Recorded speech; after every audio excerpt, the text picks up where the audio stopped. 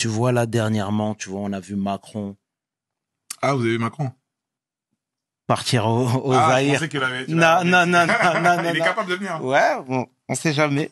Il est capable. Mais en tout cas, on l'a vu partir au Zaïre. Visiblement, tu avais reçu une invitation. Pourquoi l'avoir décliné? J'ai décliné l'invitation. Il faut savoir que je l'ai reçue en direct, moi. Enfin, pas de Macron, mais de Brigitte Macron. Donc, j'ai cherché à savoir déjà l'objet de la visite là-bas, etc. Moi, je suis très au courant de ce qui se passe au Congo. Je suis très au courant de ça. Tu vois, et j'ai toujours eu euh, ce rôle-là, cette position de prendre des décisions qui peuvent tout faire basculer. Tu vois. Donc j'ai dû décliner. J'ai dû décliner l'invitation parce que ça me semblait trop compliqué et c'était justifié aussi quand on regarde les Congolais, quand on regarde leurs revendications, et ils sont pas en train d'inventer une histoire, tu vois. Donc, moi, en tant que Congolais, arriver comme ça, euh, avec le chef d'État français, c'était pas la meilleure idée.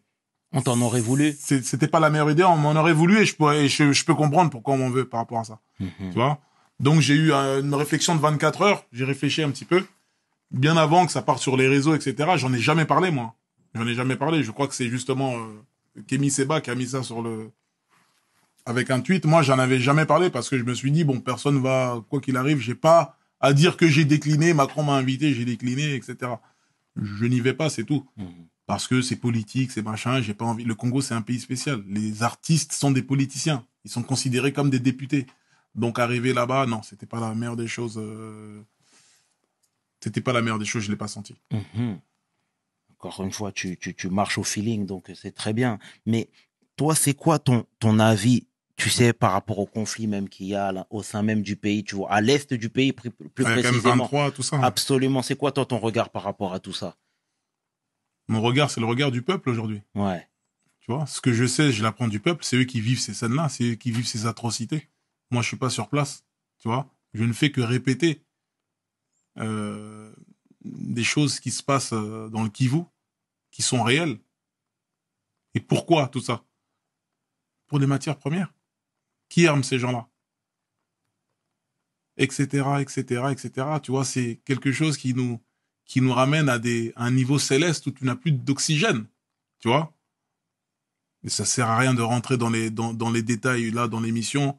Sinon, on va aller vraiment très très loin. On va parler de certains chefs d'État, etc. Mais la colère est justifiée. Mhm. La colère est justifiée. Il y a un génocide, un massacre au Congo depuis trop longtemps.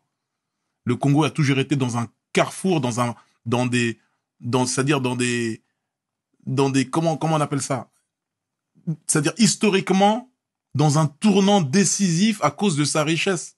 L'apogée du caoutchouc, l'automobile, c'est le Congo, le caoutchouc.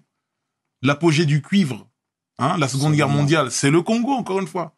Le diamant, la colonisation belge, Léopold Ier, Absolument. qui n'a jamais mis les pieds au Congo, qui a choisi le Congo comme ça, comme s'il jouait aux Sims. Encore le Congo. Aujourd'hui, le coltan, qui permet de faire les écrans, les ordinateurs, la mémoire, le Congo. Mhm. Et là, on découvre encore des matières. Donc le pays, il a toujours été dans un tournant décisif tout au long de son existence. Il faut que ça cesse.